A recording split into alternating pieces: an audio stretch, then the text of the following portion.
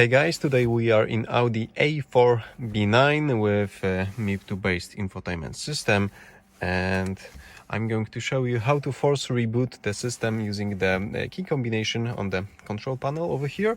So if you have some issues with the infotainment system, maybe the navigation is stuck, maybe it's not performing as you expect, maybe you made some changes in the infotainment unit coding and you need this unit to be rebooted for those changes to be applied. Here's the combination.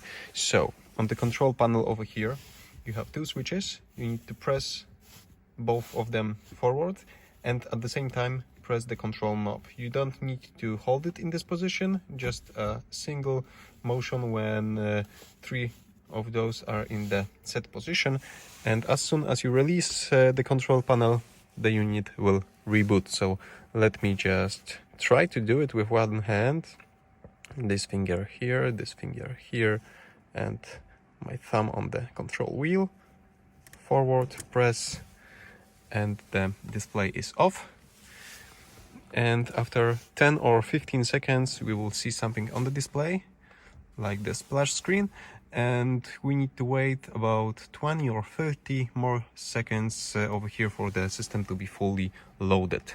So after those 10 or 15 seconds, we will have once again access to the system, to the most important part of the system, like your park distance controls and radio.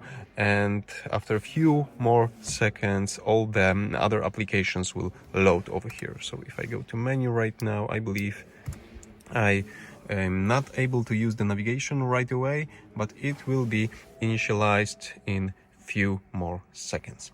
Okay, so that's it for today. Thank you for watching. Give me thumbs up if you like this simple tutorial and subscribe for future ones. See you soon.